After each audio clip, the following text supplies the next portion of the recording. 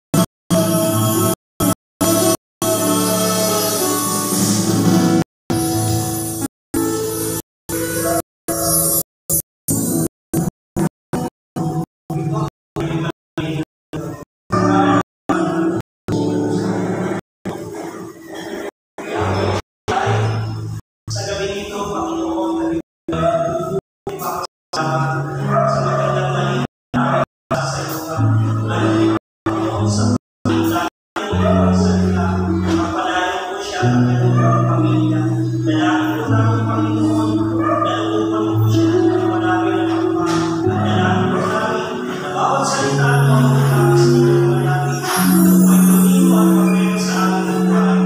Pagpalain po ang pagkakas ito, higit sa lahat ang pagkakatayin na aming magsasalita.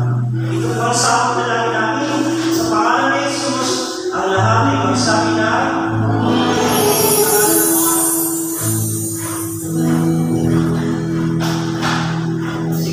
tayo po'y manangin na kayo at tayo po'y magtutuloy-tuloy na at ang gagawin tayo sa ating habang walang iba kung Brother Chito at Barante.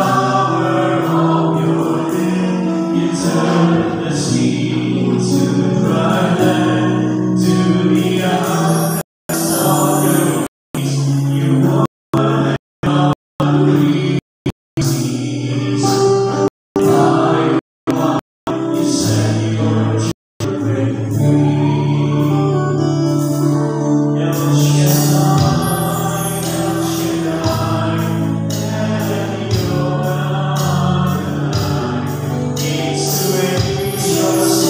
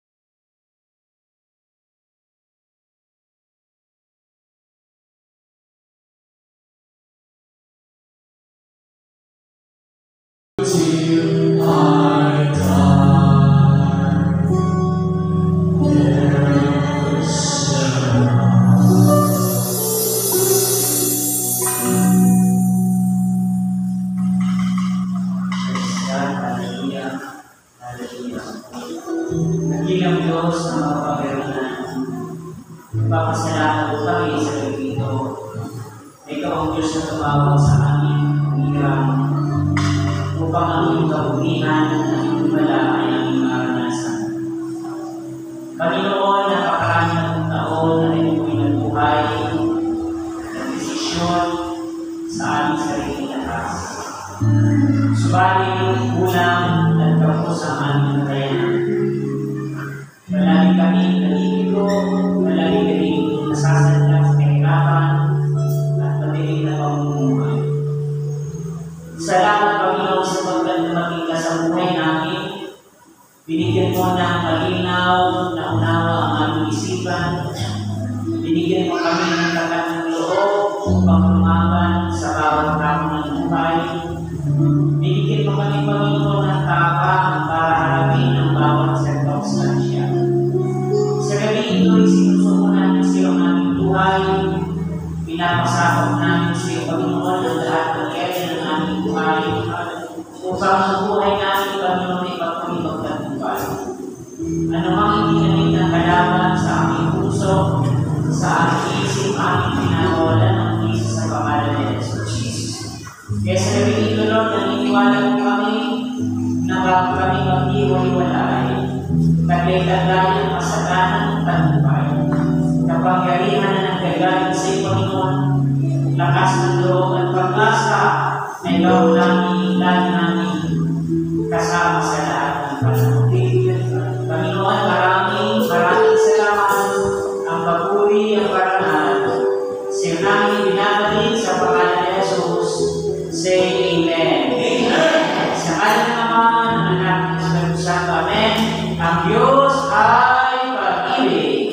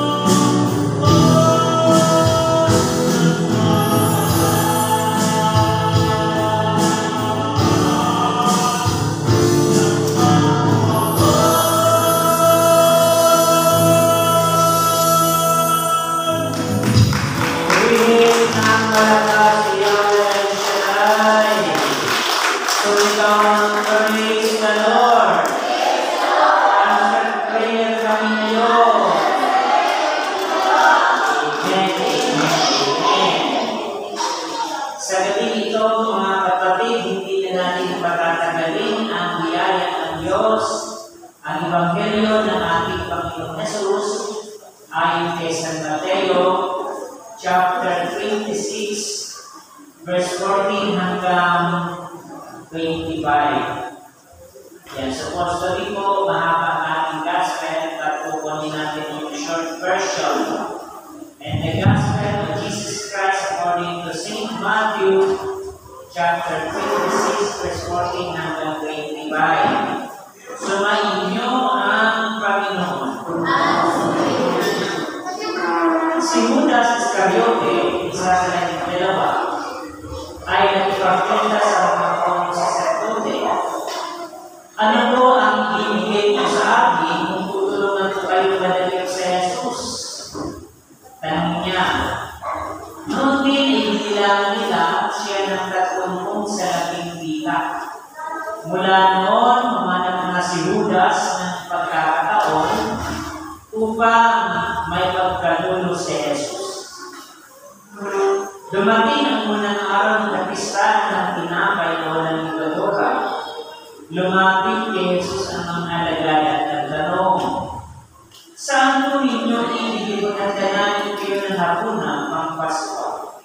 Sumagot siya, pumunta kayo sa lungsod at hanapin ninyo ang tao ito. Sabihin sa kanyang ganito ang ipinagsasabi ng guro, malapit na ang aming oras. Ako at ang mga alagad ko'y sa bahay mo kakain ng hapunan pang Pasko. Sinunod ng mga alagad ang utos ni Jesus at inihanda nila ang hapunan pang Pasko. Nang gabing yaon, tumulog sa pag si Jesus kasama ang 12 alagad. Samantalang sila'y kumakain, nangusap si Jesus. Sinasabi ko, isa sa inyo ang magkakalulo sa akin. Naliloko ang mga alagad at isa-isa ang tanong sa kanya. Ako po ba, Panginoon? Sumagot siya. Ang kasabay kong sumusaw sa mangkok ang siyang magkakalulo sa akin. Papanaw ang anak ng tao ayon sa nasusulat, ngunit saban ang magkakalulo sa kanya. Mabuti pang hindi na ipinanganak ang taong iyon. Si Judas na magkakalulo sa kanya ay nagtanong din, Guro, ako po ba? Sumagot si Jesus, ikaw na ang nagsabi. Mga kapatid, mga magulang, mga prayer partners, ito po ang napakagandang balita ng ating kaligtasan.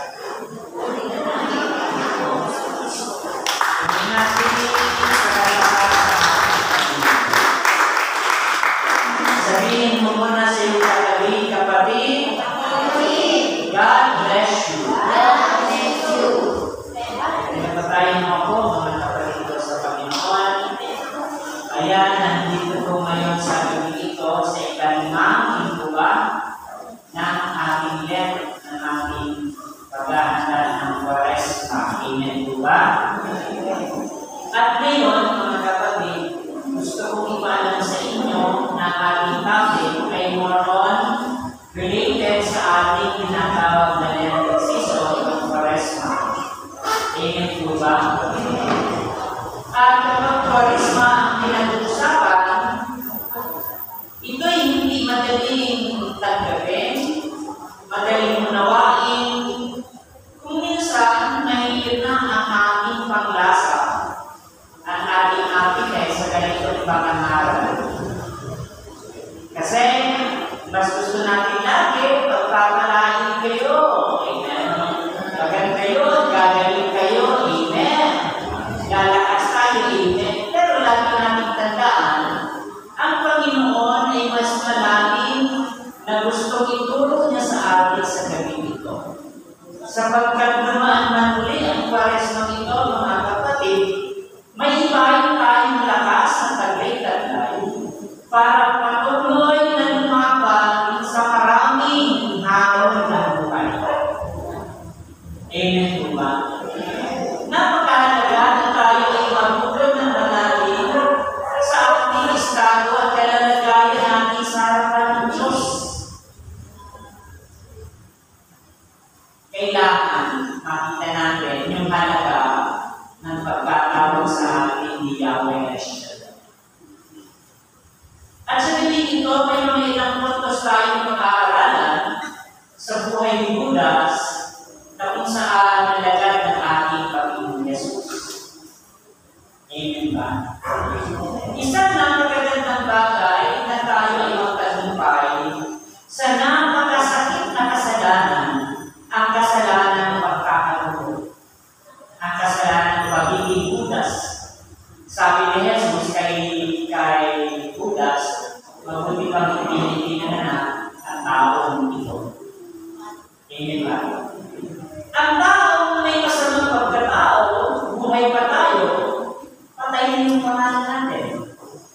Pag may maganda kang pangalan, may maganda kang reputasyon, may maganda kang integridad, patay ka na ng maraming taon, buhay pa rin ang iyong pangalan. At napakahirap na sa mundo ito ay mabasa yung aming papel. Alam niyo yung ibig sabihin? Pag nabasa na yung aming papel, mahirap kang unawaan. Ito yung nangyari kay Judas na kung saan sa maikling sandali ng kanyang buhay, sa maling desisyon ng kanyang buhay, ay humantong siya sa pagpapakamatay sapagkat siya ay dumating sa ganitong sitwasyon ng ating Panginoong Hesus na ipagkakaroon. Tayo, hindi man tayo si Judas, napakaraming beses tayo nagkakaroon. Pag tayo ay hindi naging tapat sa ating kaibigan, pinagkakaroon natin sila. Pag tayo hindi naging tapat sa ating asawa, napakasakit, sabi ng Biblia, mapaigpat sa akto ang mararamdaman ng taong pinaliwa. Amen ba? Kaya nga may kasabihan, mag-ingat ka, hindi sa taong kalaban, kundi sa taong akala mong malapit sa iyo, pero sasaksakin ka pala sa likod. Amen po ba? Mas maganda daw na mag-isama sa kalaban sapagkat pwedeng iwasan kasi kalaban. Pero ang mahirap, yung alam mong kaibigan at close mo, siya ang magtatrahiyon sa iyo. Napakabigat sa buhay natin na tayo ay pwedeng alipin ng ganitong klaseng betrayal sa buhay. Maraming sinayang na pamilya, maraming sinayang na magkaibigan, maraming sinayang na relasyon, mga kapatid, because of betrayal. Sa pagkakanulo natin. At kailangan matukoy natin sa ang area ng buhay natin, tayo ay nagkakanulo kay Jesus.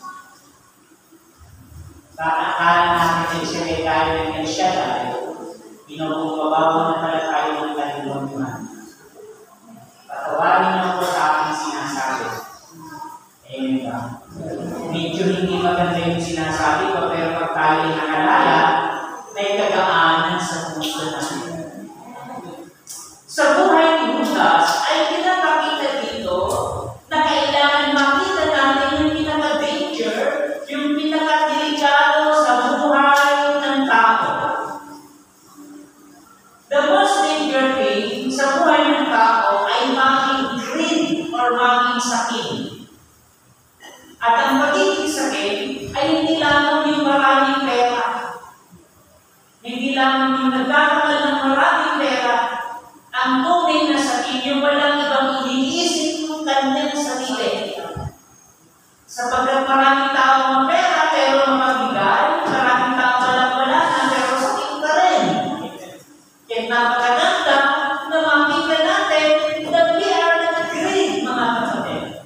Lagi kong pinapagin sa gawain ng Panginoon, maraming ayaw umatubag sa gawain ng Diyos.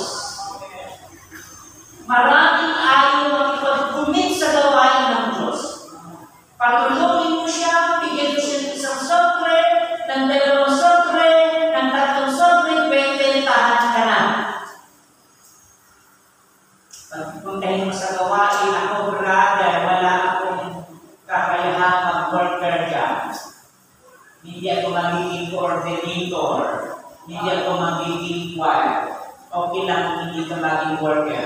Pero kailangan nandito tayo hindi lang para humingi, kundi maging katulong ni Jesus sa pagpapalaganap ng kanyang salita.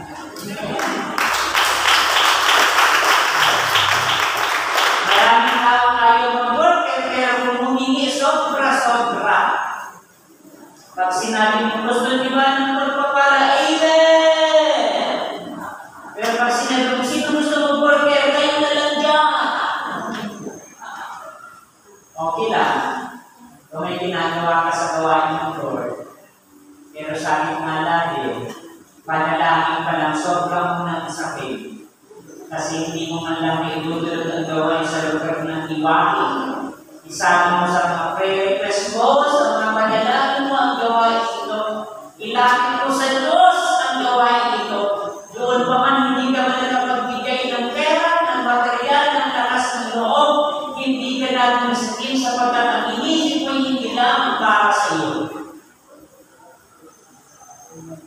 Amen ba? Amen. The danger of great Judas betrayed Jesus for 30 pieces of silver. Tingnan nyo, si Judas ay minanang si Jesus para ipagkakalog. Nung sabihin sa kanya, yung nahanapin mo si Jesus, ipagkakalog, binagsakan agad siya ng tatlong silver coins. Dahil kung galibang yung bay sa kanyang kamay, nakalimutan niya ang kanyang bagong message. Tayo, maraming tayong hinihingi sa Diyos, maraming tayong gusto sa Diyos, pero naaagaw lang tayo ng mga simpleng bagay. Labahan pa lang na kompromiso na natin sa Eshera. Responsibilidad pa lang, ipinagpapalit natin ng Diyos. Kaya nga tama yung sabi ni brother na kung may negosyo ka, iwanan mo muna sapagkat hindi ka lulubihin ni Yahweh al-Shaddai. Sa nakakalaga ng kapakita natin that we are not betraying Jesus sapagkat kaya mong iwanan ang lahat ng bagay for the sake of service to God. Tanungin na natin ang ating sarili. Ano ba ang kayang kalimutan? Ano ba ang kayang isang tabi for the meantime para sa pagkain ito? Amen ba? Kailangan na papatunayan natin na may sinasakripisyo tayo sa harapan. Kasi kung gusto lang puro sarap, hindi natin kaya makuhin ang Panginoon. Sapagkat ang Panginoon ay unang nagpakita ng model at inalimutan niya ang kanyang sarili for the sake of us. Kasi sabi ng Panginoon, if you want to serve me, you have to deny yourself. Kalimutan mo muna ang sarili mo, huwag ka muna manood ng TV, huwag ka muna pamangkin-bangkin, huwag ka muna malaspan, mag-extra day ka.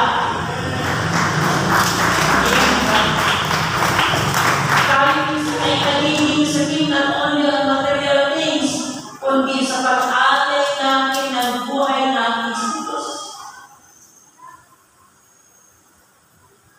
Ano ba ang kaya natin kalimutan? Ano ba ang kaya natin i-sacrifice sa Diyos? May isang kwento ng isang gawain, nagsasayawan, "We love Jesus! We love Jesus!" Nakita ko na ito sa video ng social media. Ewan ko kung napanood niyo na ito. Habang nagsasayawan sila, nagpupulit sa Panginoon, ay pumasok na dalawang mamang nakaitim. May dalang mahabang baril. At ang sabi nila, deny or die. Deny Jesus or you die. Ang tanong, ididinin mo sa Jesus kung mamamatay ka. Yung iba gusto mo nagbigan, no, I love Jesus. Pero pag pinupukpok ng ulo ng baril, ay deny Jesus. Nakakaramdam na tulungin sa atin, kinakalimutan sa Jesus. Lahat nag-gilid ng dapaan sa gilid ni Jesus. May isang mama, ikaw, deny or die. Sabi ng mama, I'm willing to die because St. says to die is to gain. Sabi niya, kaya kong mamatay sa balat. Sabi niya, saan pa ba ang kamakain na ikaw pakinabangan? Nakakasarap mamatay sa piling ni Jesus. Nandun yung dalawang mama kaitin. Biglang inalis yung talupong. Yung pastor pala nila, sinubukan na sila.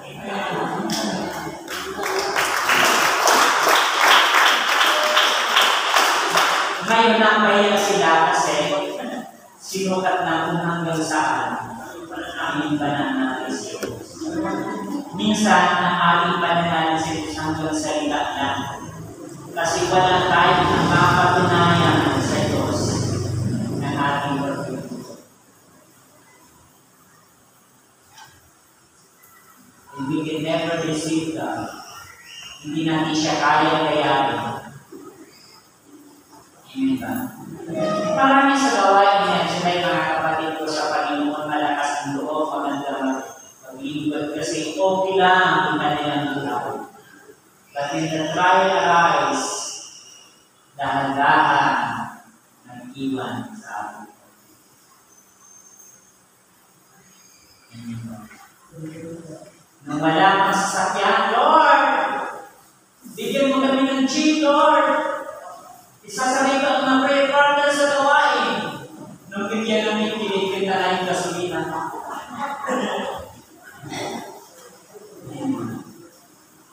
Ang tiis namin ang loob sa Panginoon.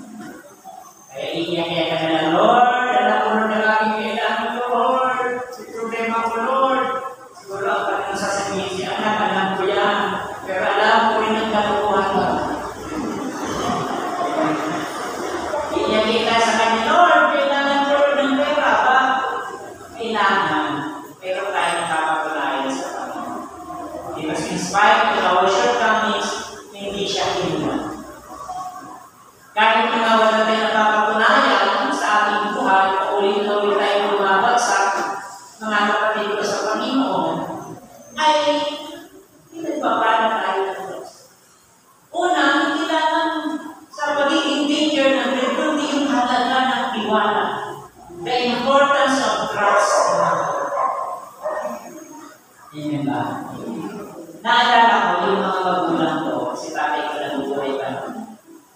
Alam nyo, ang tatay ko ay basis lang. Nandito, mag-elementary lang sila. Ang tatay ko lagi ko yung siya, nag-aaral ko siya ng kalabaw. Sabi ko sa tao ng pagkero, siya ang nakagambay ng kalabaw. Kaya pagkabilaw, ang kanyang kung may masama ng trapo, nilalagay ng mga class. Yung sigurado niya. Alam mo, dahil lagi siya sa bukit, ang banang buhay talagang nagawin. Pero nung sasawa ay magulang ko, hindi na agenda nila. Kasi mula sila sa mga gawin na negosyo. Pero dahil sila ay pinagpala ng Diyos, maraming tao nagtiwala sa aming magulang. Kaya masenso ang aming mga magulang, sabi nila, o tingnan nyo, nakaranas pa kayo hirap sa amin, basic lang kami, elementary lang kami. Pero bisita namin pag-pista ang mga bilang tao. Kasi may tiwala sa mga magulang namin. Kaya nung mawala ko ng tatay sa wedding noon, ginawa doon ako ng barya, sabi niya, ibinagsak sa akin. Bakit? Pinakain ko ba kayo sa wedding? Pinakain ko ba kayo sa sugal? Pinakain ko ba kayo sa nanakaw? Yumaman tayo dahil nagkakiwalaan tayo ng Diyos. Amen ba? Isipin ko sa mga tayo niya sa wedding. Yun ang laging naaalala. Ang buhay natin, aasal sa buhay natin, kapag naingatan natin yung tiwala natin sa ating kapwa. Ayaw na nila magutang, hindi pinapaya kasi ipunin mo na yan. Pag walang kapag sa pagsasaka namin, iniiwan na siya lahat hanggang samantala yung iba, iiyak-iyak ko na bago magkautang. Pero ang magulang natin sa pinagmamalaki ko, mga kapatid, napakalagaan nila yung tiwala na natin. Tayo din sa ating kapwa, pag namutang tayo at nangapakan sa palo, hindi mo naman sinabi kung 2023 o 2028. Sa susunod, hindi ka na makakaulit. Because sinira natin yung tiwala. Ang Panginoon ganoon din, nung maglingkod tayo sa Kanya, pinagkatiwalaan ng Kanya, pinili Kanya, pinirang Kanya, pinawag Kanya sa Kanya, pinagkatiwalaan ng anak ng Diyos. Pero nandito ka, hindi dahil may gusto ka, hindi dahil may request ka, kundi may gusto ipagawa sa ating si Yahweh o Shaddai. Amen ba?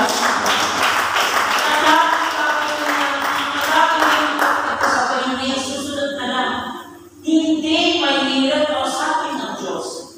Sabi niyo ni Brother Ray, kung hindi mo pala, napapakinggan ng Diyos kahit magtangkit-tangkit ka, ay mag-iyak-iyak ka, pag hindi ka looban ng Diyos, hindi sa iyo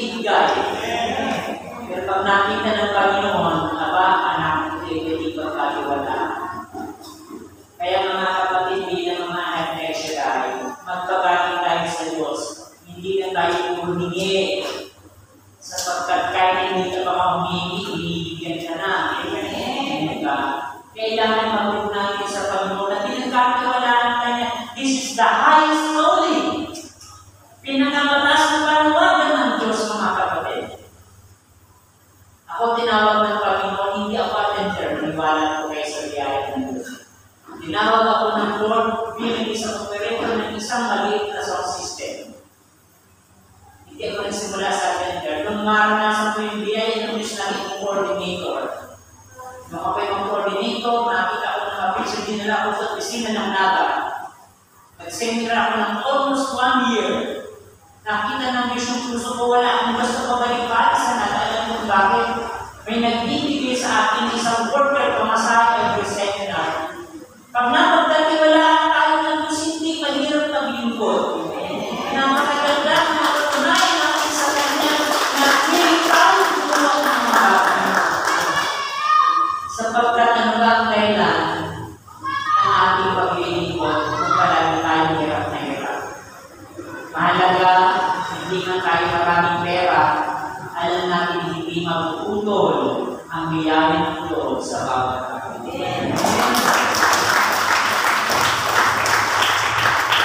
Nung ako'y ma-accidente, sabi ng isang political brother dito, ihingi ka ba namin ng tulong?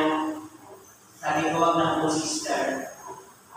Sapat ng malaman nila. Nung ko napatunayan, wag po kayong hindi ko ako nagpaparinig sa inyo. Nung ko napatunayan, ang may mga tao hindi man natin kapatiran, usang nagmamalasakit sa akin. Napapatunayan na yung tapat na lingkod ng Diyos, yung tapat na naglilingkod sa'yo, hindi yung sa laki ng binibigay nila.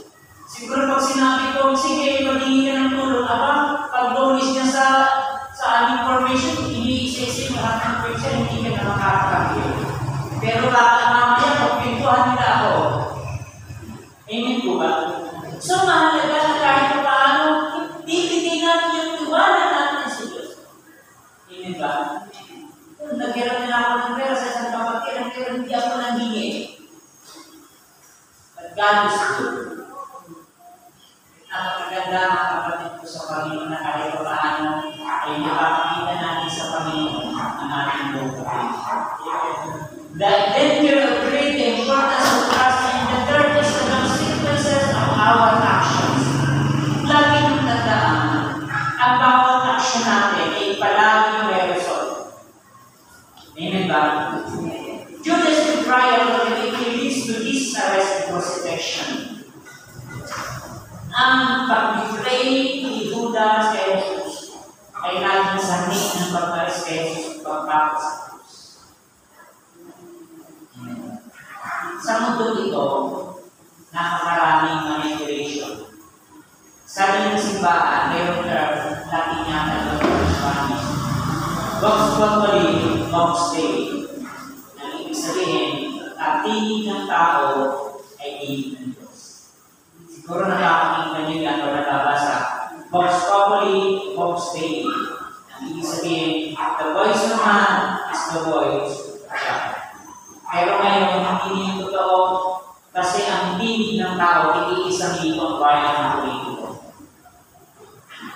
Malakas ang tinig ng tao kapag may hindi isang libang sobre. Hindi ba? Pinagkakaroon ang kanilang kandidato kasi may isang sakong bigas at mayroon pang grocery at mayroon pang ikabaghasan ang bawat pamilya. Yung katagal ng pinagsamahan, pinaligdan, ikinompromise, pinagkanulo, pinili ang binigay na kandidato. Sino ang nag-suffer? Tayo mga Pilipino. Kaya yung mga tao na nakakapit sa government, hanggang sa pagpapaiba, tayo lang ang hanggan sa kanilang posisyon. They become more greed. They become more sa king, mga kapatid. Kaya yung actions nila, ganun na lang. Amen ba? Hindi na natin yung makitigil na balikan na ang Diyos ang intervention ng kapatid sa Panginoon. Kaya hanggang sa natin, inabot ng kapwa-kapwa ng mga mahirapan sa pagkatayo ay maraming mga actions na inahanap.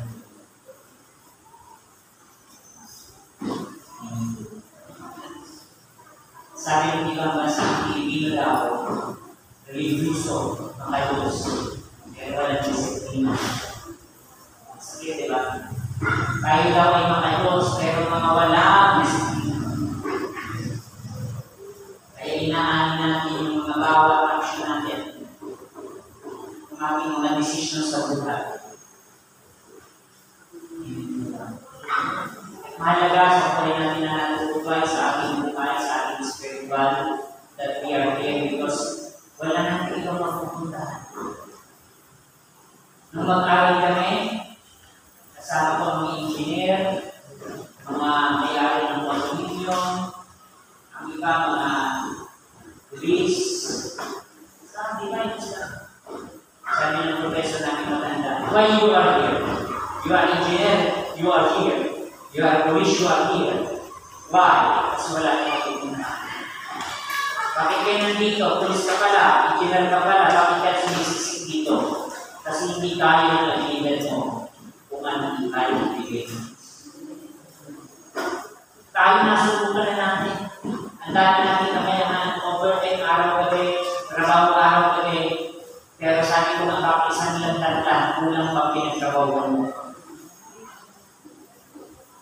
Bakit nila ka pa yan sa hospital ng ilang ban at hindi ka pa makapagsakay? But God is good enough, mga kapatid ko sa Panginoon. Binigyan tayo ng tunay na pananampalataya ng Diyos. Binigyan tayo ng tunay na kalaman ng Panginoon. Na sa pamamagitan ng ating punong lingkod, nagkaroon tayo ng kaalaman sa masunting bagay-bagay na kilala natin ng Diyos sa ating pang-araw-araw na buhay. Napakaraming binago sa Israel sa buong mundo. Around the world, napakaraming pinalaya ng Diyos sa Israel. Maraming may cancer na pinagaling. Amen? Maraming wasak na pamilya na inayos. Maraming may vision na instant ng kanyang pagbabago. Lasinggero na yung tinawagan coordinator. Pero ganun, maniwala kayo. Ganun ang himalan ng Diyos. Pero yung magulang niya, nagluluwa ka ng dugo para magbago, panalangin, pero hindi nagbago. Pero nung dumating sa kanya ang salita ng Diyos, nung dumating sa kanya ang kapangyarihan ng Diyos, tunay na himalang si Yahweh El Shaddai.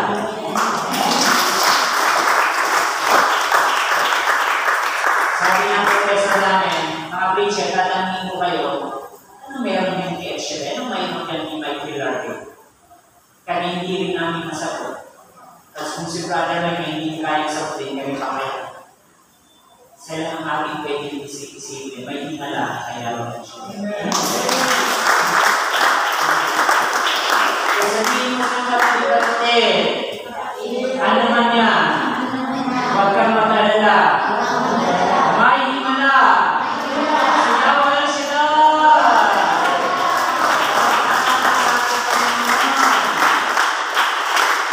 Pag-apat mga kapatid, hindi lang ng sequences ng ating action, but the power of self-reflection. Sabi ni Brother Mike, hindi puro dada, hindi puro salita. Minsan, tumigil. It's time to stop. It's time to pause. Kailangan may panahon tayong reflect mga kapatid ko sa Panginoon. May panahon tayong makikipag-usap sa Kanya. Lalo na ngayon, ang mundo ay tumutuno ng gadget ng technology. Nawala na yung prayer in the afternoon and the 6 o'clock sa maraming bahay. Mas malalakas pa ang television. Magkakasama ang pamilya may kanya-kanya ng cellphone, magkakaiba tayo ng kausap.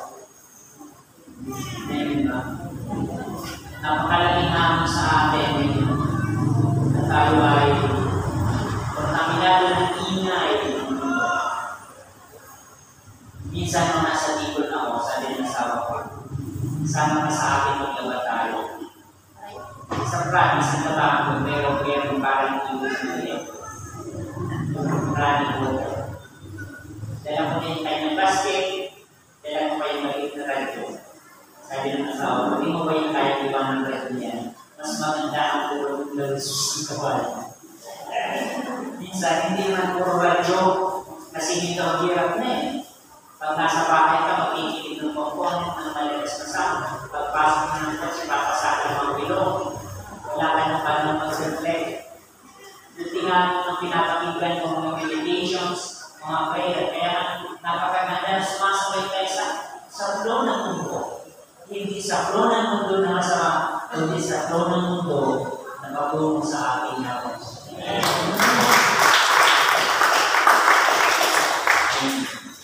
There is always a time of reflection, mga kapatid ko sa Panginoon. Napakahalaga, hindi natin sinisilip yung buhay ng iba. Kundi tinitingnan natin yung ating kalalagay sa harapan natin. The greatest thing that we can do to God ay hindi magtingin ng buhay nila. Kundi makita natin, acknowledge our shortcomings. Makilala natin na tayo ay maraming katulan. Habang tinitingnan mo ang mali ng iba, meron mong makikita ang iyong galit. Kaya galit na galit ang Panginoon sa mga Pariseo. Nakikita mo ang buhay ng iba, pero hindi mo nakikita yung dumi sa aking mata na kasungat niyo ng kruso. There is always a time for reflection. Napakahalaga na tayo ay nagninila, lalo na kayo ng session ng mga kapatid. Yung isang linggo na yun na halos pakasyong tayo nakakaganda na tayo ay nung nakaraang Kwaresma, nasa kasasalan kami ng pandemic noon ng asawa ko. Pero yung pandemic na yun, ginamit namin para walang tigil yung radyo ng Dita Moleksay, yung mga prayer sa television, prayer sa Facebook. Naalala ko, nag-prayer ko sa Facebook, kung nakilala na ng brother ito, nakita ko yung prayer mo sa Facebook Live. Pumunta ka dito po yung parang ibibigay pa ako sa iyo. Ang tama sa parang sa wala. Binigyan ako ng gitara at binigyan pa ako ng 2 linggo. Amen!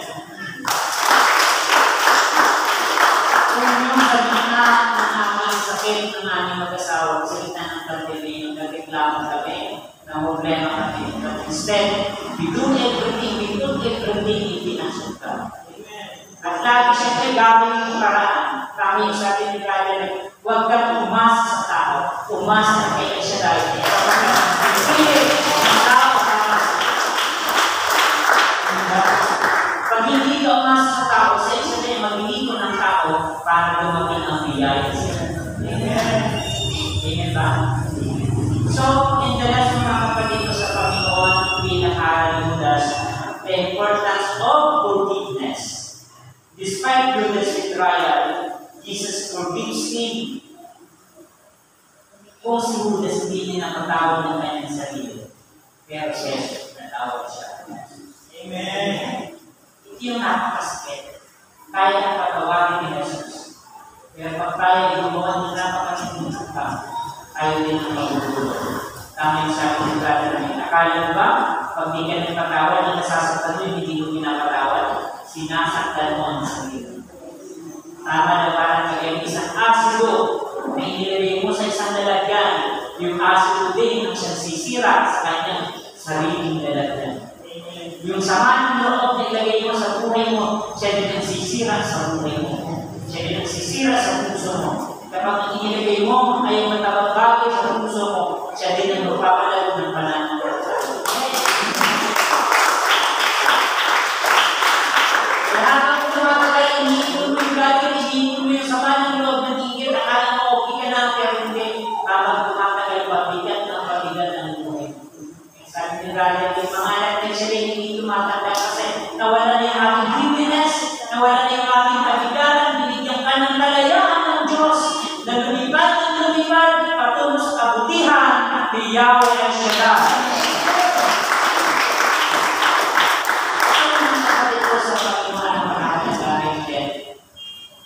Pagnilayan natin, pag-isipin natin ang mga kapitala natin.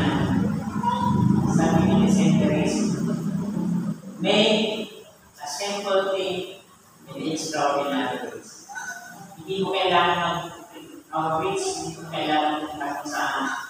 Kung magagawa ka ng isang maliit na bagay, kaya aabutin ka o kakalalang talo ng Diyos. Ngayon ba?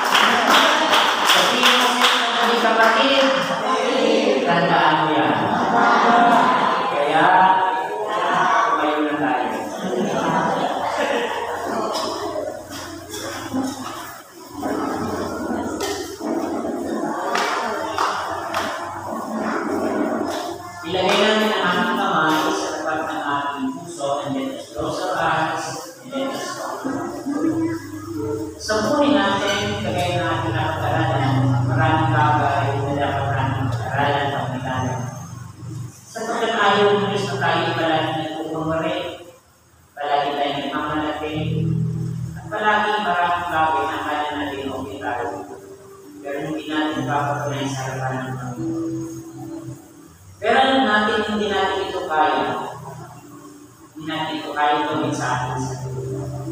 Pero pagka isang sampuan ng awit, sa himong tunay man meron siya, ilang beses na sa magkamali, kaya niya niligaw ang lahat ng bagay para sa atin.